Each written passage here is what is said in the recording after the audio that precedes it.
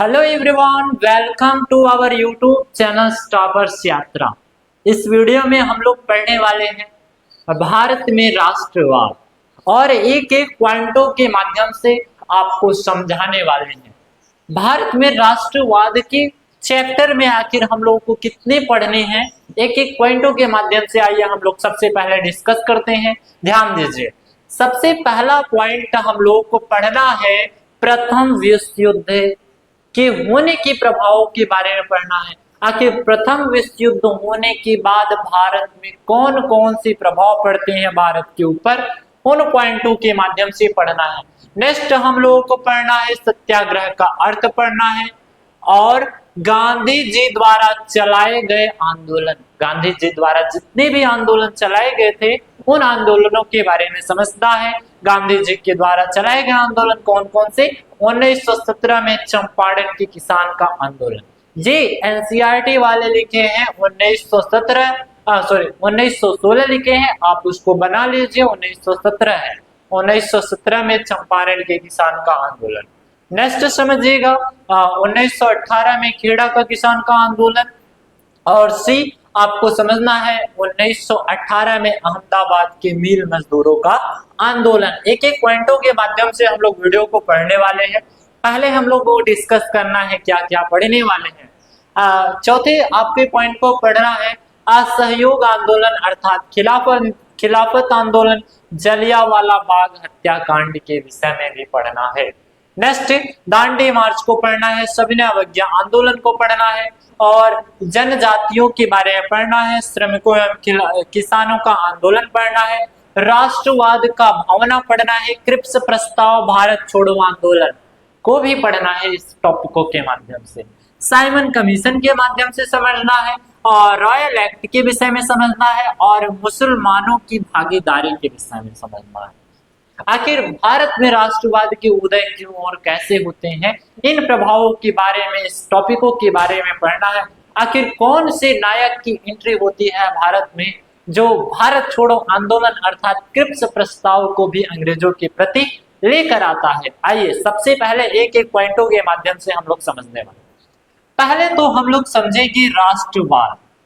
राष्ट्रवाद का मतलब क्या होता है, आपको बताया गया था पिछली वीडियो, सब वीडियो में बताया गया था। राष्ट्रवाद का मतलब होता है देशभक्त अर्थात राष्ट्र से प्रेम करना, देश से प्रेम करना, देश से प्रेम करना, ये क्या कहलाता है, राष्ट्रवाद कहलाता है। आप ये भी कह सकते हैं कि देशभक्त ये आपके क्या है, राष्ट्रवाद के प्रति है। आई होप यहाँ तक आप समझ गए होंगे। देश प्रेमी बनना चाहते हैं तो राष्ट्रवाद के चैप्टर को पढ़ना है, भारत में राष्ट्रवाद को पढ़ना है और एक गांधी जी की तरह हम लोगों को एक अच्छे मार्गों पर, अहिंसा के मार्गों पर नहीं चलकर हिंसा के मार्गों पर नहीं चलकर अहिंसा के मार्गों पर चलना है। जब जब जरूरत जैसी पड़ेंगे वैसे हमें बनना है। आइए पॉइंटों के माध्यम से समझते हैं। देश प्रेम करना, देशभक्त का मतलब राष्ट्रवाद।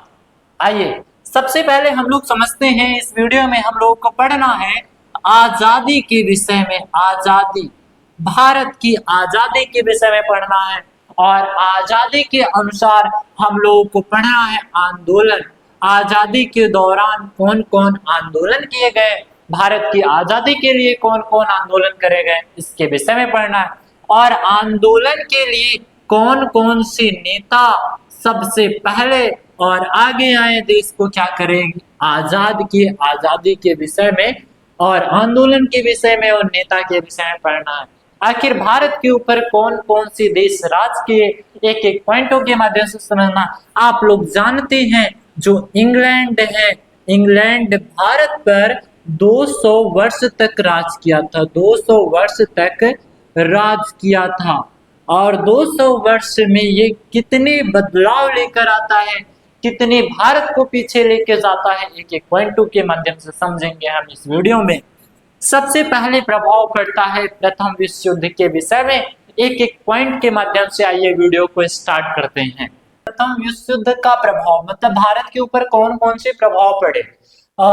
प्रथम विश्व युद्ध 1914 से 1918 के तक चला, और इसी दौरान इनमें कौन कौन से देश शामिल थे। एक सेंट्रल पावर्स थे अर्थात केंद्रीय शक्तियां थे, और एक एलाइड पावर थे जिसे आप क्या कहते हो, धुरी राष्ट्र कहते हो या मित्र राष्ट्र भी कहते हो। ये आप ध्यान दीजिए। जो सेंट्रल पावर है, सेंट्रल पावर में आते हैं ऑस्ट्रिया और हंगेरियन आते हैं अर्थात ऑस्ट्रियन साम्राज्य आते हैं, जर्मन एम्पायर आते हैं जिसे जर्मन साम्राज्य कहते हैं, ऑटोवन एम्पायर इसमें आते हैं। और जो एलाइड पावर है, एलाइड पावर में ग्रेट ब्रिटेन, फ्रांस, रूस और इटली और अमेरिका आते हैं। इन्हीं दोनों के मध्य 1914 से 1918-20 तक क्या हुए, युद्ध हुए। और आप समझिएगा पॉइंटों के माध्यम से, इस युद्ध में भारत कभी भी शामिल नहीं होना चाहता था, मतलब भारत शामिल नहीं होना चाहता था, और इंग्लैंड के शामिल होने के कारण भारत को भी अप्रत्यक्ष रूप से शामिल किया गया। आप जानते हैं, आपको पता है कि इंग्लैंड 200 सालों तक भारत पर कब्जा किया था, और इन्हीं दौरान भारत पर शासन इंग्लैंड का था।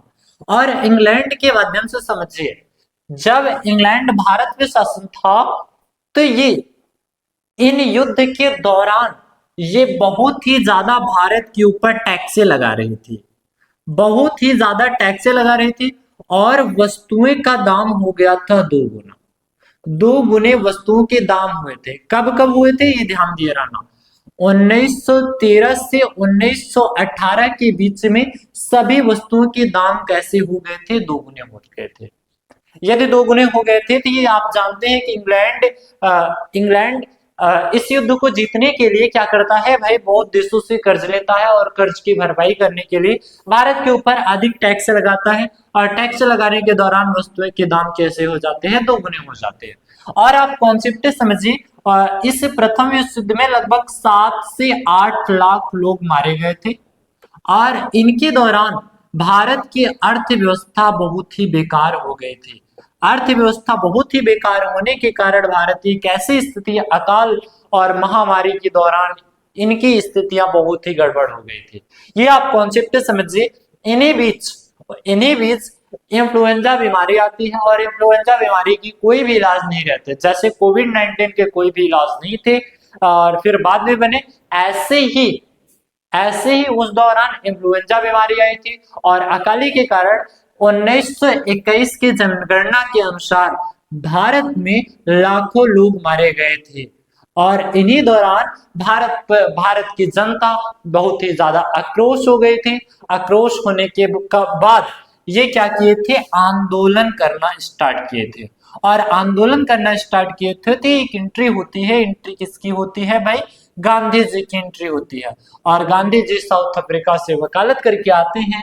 तो ये बहुत ही बड़े स्तर पर सत्याग्रह आंदोलन चलाते हैं, और सत्याग्रह आंदोलन किसानों के हित में चलाते हैं, और इन्हीं दौरान भारत की जनता के अंदर राष्ट्रवाद की भावनाएं उत्पन्न होती हैं। अगर राष्ट्र की भावनाएं उत्पन्न होगा तो वे आजादी की मांग जरूर करेंगे। आइए हम लोग पॉइंटों के माध्यम से सबसे पहले समझते हैं, एक एक पॉइंट के माध्यम से। ध्यान दीजिए, इसमें दिया गया था प्रथम विश्व युद्ध के प्रभाव के बारे में। सबसे पहले आपको समझना है प्रथम विश्व युद्ध किनके बीच हुआ, द सेंट्रल पावर अर्थात केंद्रीय शक्तियां या एलाइड नेशन दूरी शक्तियां, जिसे आप क्या कहते हो, इसे मित्र राष्ट्र भी कहते हो, या हाँ इसे मित्र राष्ट्र भी कहते हो। सेंट्रल पावर में आते हैं ऑस्ट्रिया और जर्मनी, ऑटोवन, और एलाइड पावर में आते हैं ब्रिटेन आते हैं, फ्रांस आते हैं, रूस आते हैं और इटली आते हैं, अमेरिका भी आता है। आइए हम लोग कुछ पॉइंटों के माध्यम से समझते हैं। इस पॉइंट में प्रथम विश्व युद्ध के बारे में और प्रभाव के बारे में, भारत के ऊपर कौन कौन से प्रभाव पड़े उनके पॉइंटों के माध्यम से समझते हैं। भारत प्रत्यक्ष रूप से प्रथम विश्व युद्ध में शामिल नहीं हुआ, मतलब भारत प्रत्यक्ष रूप से भारत शामिल नहीं होना चाहता था प्रथम विश्व युद्ध में, लेकिन इस युद्ध में शामिल होना पड़ा। किसके कारण शामिल होना पड़ा, क्योंकि इंग्लैंड के कारण शामिल होना पड़ा। इंग्लैंड भारत पर क्या किया, राज किया था, और ये जबरदस्ती सेनाओं को क्या किया भाई, शामिल कर रहा था। इस युद्ध के दौरान इंग्लैंड बहुत ही कर्ज लिया, मतलब इस युद्ध में बहुत ही ज्यादा इंग्लैंड कर्ज लिया, भारत के ऊपर अधिक टैक्स लगाया, और भारत के ऊपर अधिक टैक्स लगाने के बाद युद्ध के दौरान बहुत सी वस्तुएं ज्यादा महंगी हो गई, अर्थात 1913 से 1918 में सभी वस्तुओं के दाम क्या कर दिए गए, बढ़ा दिए गए। मतलब जब इंग्लैंड दूसरे देशों से कर्ज ले रहा था तो ये क्या किया भाई, भारत पर टैक्स लगाने लगा, और भारत पर टैक्स लगाने के दौरान 1913 के और 1918 के बीच में वस्तुओं के दाम क्या हो गए थे, दो गुने हो गए थे। लोगों को जबरदस्ती सेना में शामिल किया जा रहा था, अर्थात जबरन सेना में शामिल किया जा रहा था, और यही जो सेनाएं थी इनको शामिल जो शहीद हुए थे इंग्लैंड, आप देखे होंगे भारत में इंडिया गेट पर इनकी क्या लिखे गए हैं, तस्वीरें बनाए गए, अर्थात इनके नाम अंकित किए गए हैं, यही इंडिया गेट। ये कौन बनवाया था, इंग्लैंड लोग बनवाए थे। नेक्स्ट समझिएगा, इससे ग्रामीण इलाकों में काफी आक्रोश थे, बहुत ही ज्यादा गुस्से थे, अर्थात राष्ट्रवाद की भावनाएं जागृत हो रही थी। राष्ट्रवाद की भावनाएं इन्हीं सबको देखते हुए भारत में जागृत हुई, और इसके बाद नेक्स्ट, इससे ग्रामीण इलाकों में काफी आक्रोश था। भारत में काफी इलाकों में खाने पीने की समस्याएं होने लगी अकाल के कारण भारत के कई इलाकों में समस्याएं होने लगी और लोग मरने लगे। नेक्स्ट आता है इन्फ्लुएंजा महामारी के कारण। अब इसके बाद एक इन्फ्लुएंजा बीमारी आता है इसी दौरान जब इन्फ्लुएंजा बीमारी आता है, जैसे कोविड-19 आया था भारत में, उसका कोई इलाज नहीं था, वैसे उस दौरान इन्फ्लुएंजा बीमारी का भी कोई इलाज नहीं था। ये इन्फ्लुएंजा बीमारी का कोई इलाज नहीं था, इससे भी बहुत लोग मारे गए थे, और भारत की समस्या और अधिक गंभीर हो गए। भारत की समस्याएं बहुत ही ज्यादा गंभीर हो गए। 1921 की गणना के आधार पर अकाल और भुखमरी के कारण लाखों लोग मारे गए। मतलब 1921 की गणना के आधार पर इन्फ्लुएंजा के कारण, अकाली के कारण और भुखमरी के कारण लगभग लाखों लोग, 7 से 8 लोग, 10 लाख लोग मरे गए थे। इसके बाद आते हैं जिससे लोगों के अंदर राष्ट्रवाद की भावनाएं जागृत हो गई, और राष्ट्रवाद की भावनाएं जागृत हो गए, तब इसके बाद क्या चलता है, सत्याग्रह का आंदोलन चलता है, जो आपको नेक्स्ट वीडियो में पढ़ाने वाले हैं।